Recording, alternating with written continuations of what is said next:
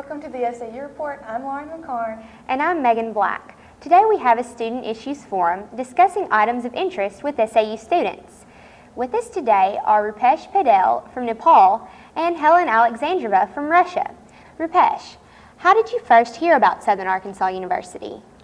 Well, there are a lot of agencies who help us for getting I-20s and acceptance letters, and well, I heard from them, and I had a cousin who was studying over here last semester, and he told me about it, and I heard about it, and I applied for one, and I got here. What exactly is an I-20? I-20 means it's kind of an acceptance letter that you have been accepted by the college. It's kind of you needed to get a visa. It's a paper where you have like your names written, your passport number, everything over there, and you show it to the visa counseling office, and then you get visa. That's how it is. Helen, how did you hear about SAU? Well, in my case, it's just different because I'm studying right now, and I'm studying this in the Moscow State Pedagogical University, and actually it's my 4th year, and I have only one to graduate, and we have exchange program with our university, and like SAU and Moscow State Pedagogical University has this exchange program, and actually my dean just chose me to come here, and for me it was a big surprise, by the way, because I haven't heard about SAU. America was interesting to study, but I was studying already, so that's how I found out. Are your classes here going pretty well? Yeah, they are, but well, they're so different from the classes I have in my country, and well, I can't say that it's bad. I like this difference, so it's good. And I have only 4 subjects because in Russia I study much more, so pretty well. Well, how are the classes different compared with Russia and the United States over here at Southern Arkansas University? What classes are you taking compared to your classes in Russia? Well, in the Russian system of education, when you enter university, you can't choose your subjects. So, for example, if you want to become a journalist, you will go to a special university and you will enter the special faculty, and all the subjects are stated, so you can't choose. And time is the same. It's like 1 hour, 30 minutes or 20 minutes, it depends. And I think we have like 25 credit hours for a week, somewhere like this. And the main difference, I suppose, is that we have exams after each semester. Like basically sometimes you can attend lectures and seminars. You don't have any exams there, but you have finals, and these final exams mean that you should tell all the things you learned. So it's basically, I think, more independent, like in Russia than here, because here you have exam 1, exam 2, quiz 1, quiz 2, which somehow reminds me of school. So, but I think probably it's better to have these exams than only finals, because it's so stressful for us. It's like 7 exams, 7 subjects, and like information for the whole semester. And subjects which I learn, like you asked me, are more dedicated, more connected with linguistics, because my majors, like you say, we don't have this term majors. Well, my majors in Russia are teaching and languages. So I study English, well, as far as you can see, German and Spanish. And so I have subjects which are more or less, like, for example, Spanish or English literature or German home reading, more linguistics. So. Rupesh, how are your classes different from what they would be in Nepal if you were studying there? It's like every week we have like 25 credit hours. Like we go to school like 5 days, and we have 5 credit hours every day. So it makes like 25 credit hours. And then we have like 3 exams in a year. We don't have this semester system usually. It's being like it's being used these days, this semester system, but like we have yearly thing. Like in the first year, what we do is like we had 3 exams been taken in 4 months each. Like there are 3 exams. One is called first term, second term, and the third term. Third term is the most important one. It's the final term, and you have to pass it to go to another level. So that is how it is. And classes are pretty much like same. Professors are same. Everything is same. How would you? Oh, sorry. How would you compare, like you said, your professors in Nepal with the professors here at SAU? Well, the professor here, they are more knowledgeable, and they're good. They're friendly. Like in Nepal, like if I have a professor, I can't go ahead and talk to him just like a friend. But here, we can simply go and talk to him in a friendly manner, in a friendly way. So that's how different it is. And professors here are more knowledgeable. Helen, did the professors in Russia compare with the professors in the United States? Well, the thing is that like we are learning languages, and all the methodics which appear in the United States, how to teach properly, they come to our university. So basically, we have the same approach, and our professors practically the same. I mean, the way they act and the way they give us material, because they're trying to be more westernized. I don't know. But the thing is that probably our professors are more conservative, because here, like for example, it's okay if you sit on the table, or for example, if you come to class in jeans and t-shirt. Well, in Russia it will be strange. Like even I would say even more than strange, because like we have dress codes, and we have dress codes practically for everything. Even like to attend classes, like you can come in jeans and t-shirt, but you can't come, for example, in pajama, or I don't know, with your hair uncombed. No way. It's just impolite, just cultural. So basically the same, but more conservative. So. Rupesh, how do you like the dorm life here? Is it different than what it would be at home, or? Well, I've never been in a dorm. I've never lived in a dorm. But I used to live in hostel. There would be like a single room for like 20 people, like 2 beds, one on the one above the other. I used to live there I lived in a hostel for around like a year when I was in my 10th grade. And we do have this SSC system. Like here what happens is you from 10th grade you go to 11th, then 12th, and you graduate from the high school. But what happens is in Nepal, once you reach the 10th grade, you have an exam, a final exam.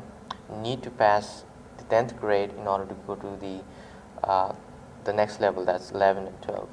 So we have 2 kinds of it's a different board, like board exam.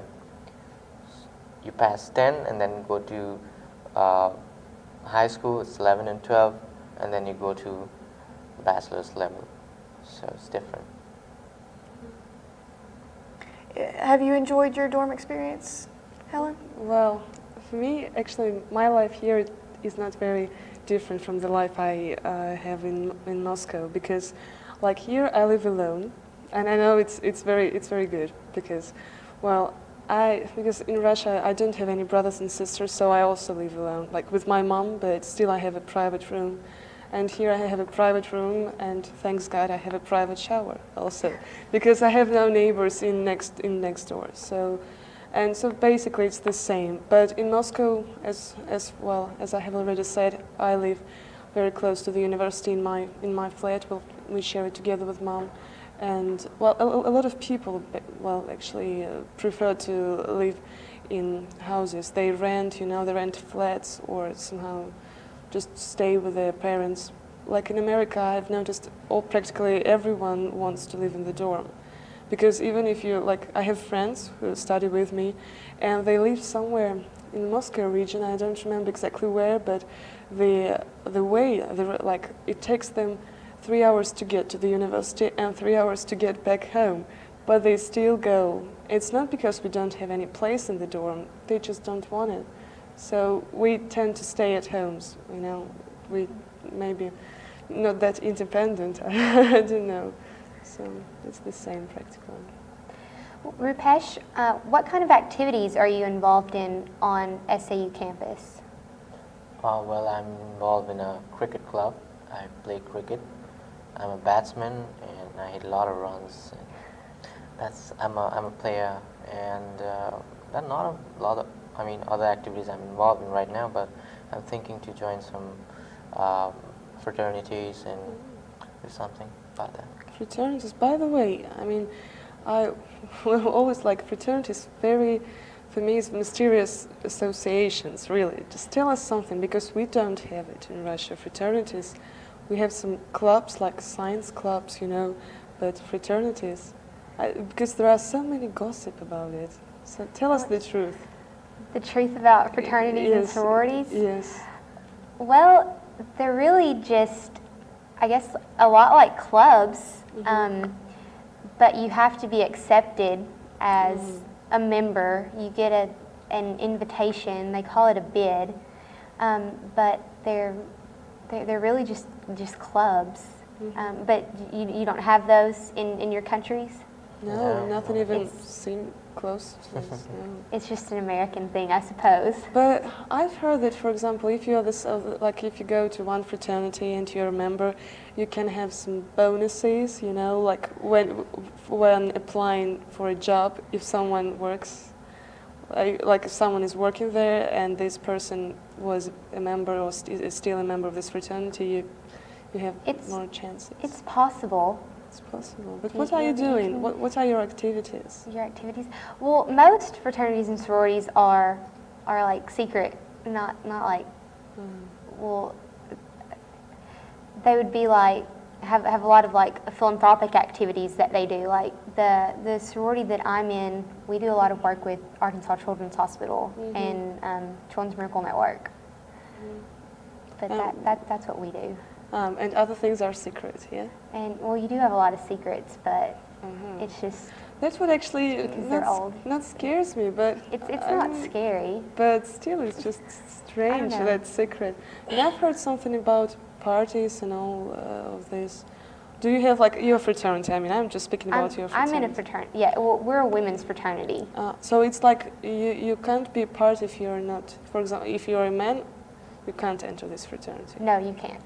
It's the same with every fraternity, or just there are some which have different genders. Well, fraternities are for men, and then sororities are for women.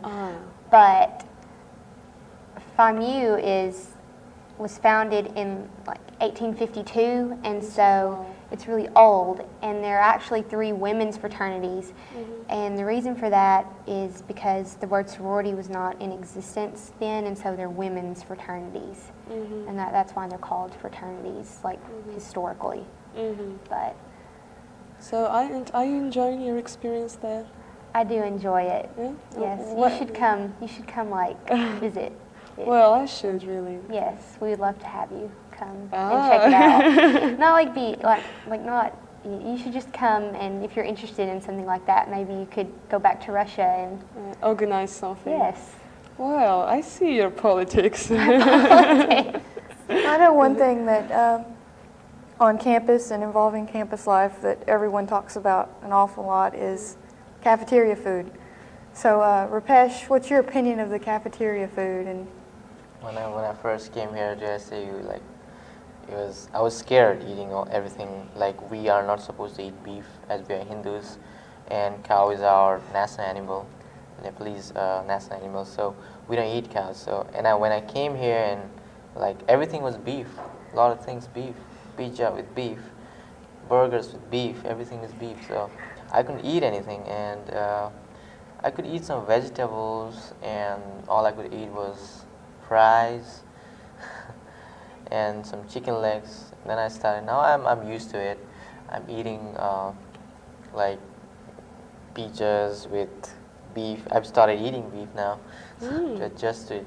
So it's cool now. But when I came here, I was totally shocked. totally shocked about the foods. And do you like beef?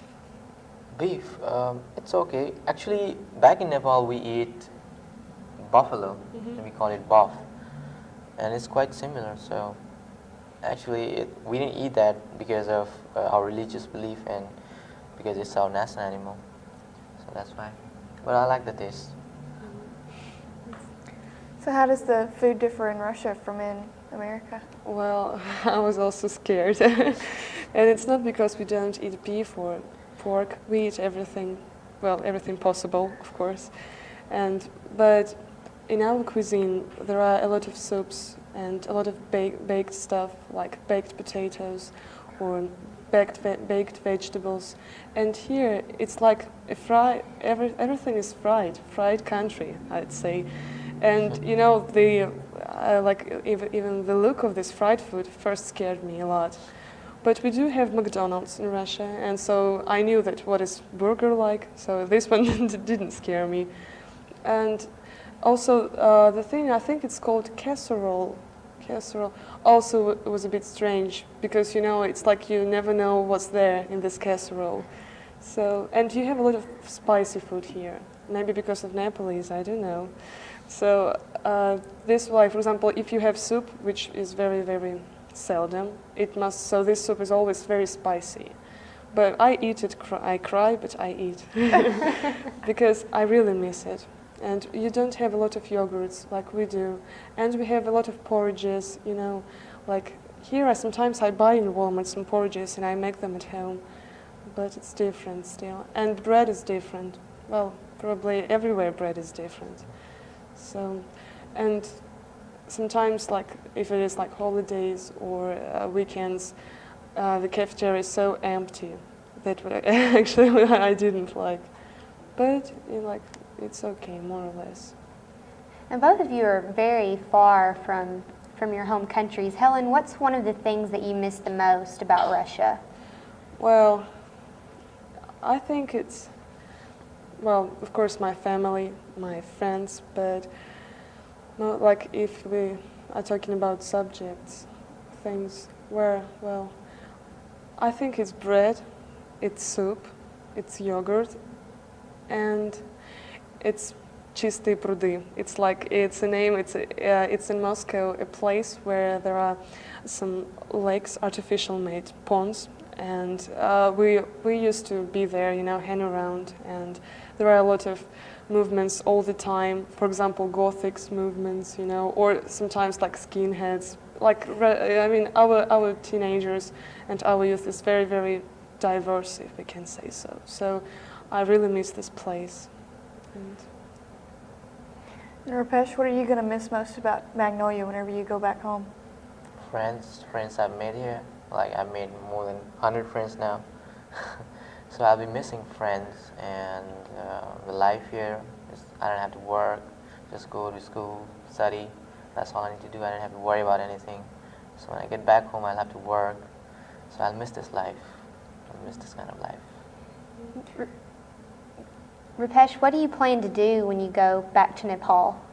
Well, as my major is broadcasting journalism, I'll go back and find some job. Like I have like an aim of getting a job in Kantipur television.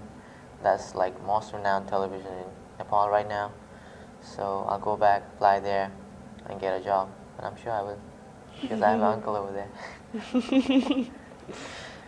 So campus safety is a big thing now, and I know back home is the safety there any different than what you feel here, Helen? Is it? well, it is different because we don't have campus. I mean, we have university, for example, our university. We have different buildings with different faculties because it's very big. For example, one building in the one part of Moscow, the second in the other one, and our dorms, they're just very close to, they're like skyscrapers mostly, just next to the university. And we don't have, like you have like small city, like student campus, small city, but we don't have it. So like if you want to go to the dorm, you will see the guards in every dorm, and you should like someone who lives there should meet you, and then you can go to this dorm. And we also have, this fire alarms, like the same in honors, and they also sometimes are broken, and sometimes they just very often. And according to speaking about university, when you enter our university, they will check your ID. We don't have ID like you have a card. We have like a passport, more or less. It looks like. So they just check this ID and then you can enter.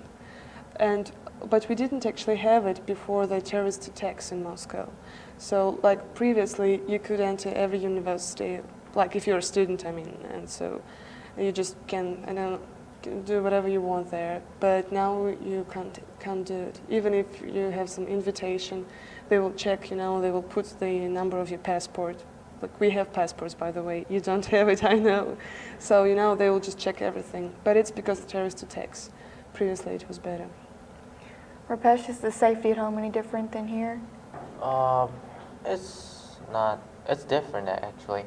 Like we have guards in the door, in front of the door where we enter, and we have routine police checks. They come in and they look for like weapons. Like back home in Nepal, guys they don't have guns, but what they do is they have like knives and swords kind of thing, and police come and they do routine checks, and then there are some drug tests done in universities in every 6 months or so, and so it's like that.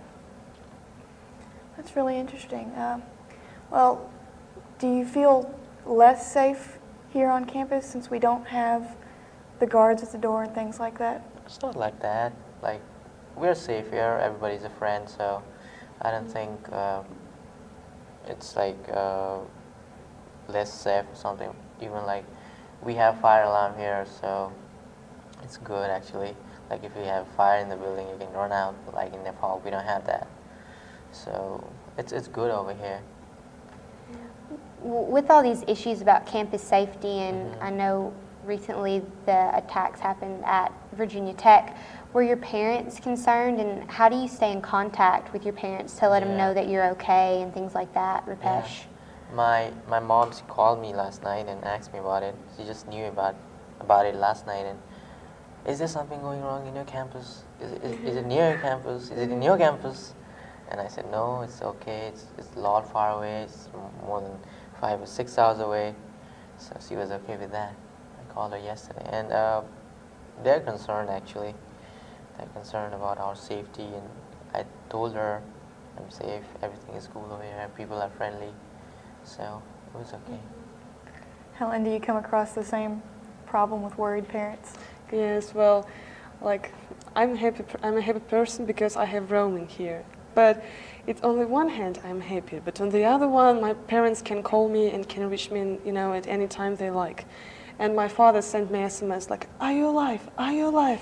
Send SMS back immediately. And I sent him SMS back that I'm okay. And my mom called me also, because I also have a telephone in the dorm, in the room. And she just bought some telephone cards for international calls, and sometimes she calls me. And I also bought one, so now I can call her back.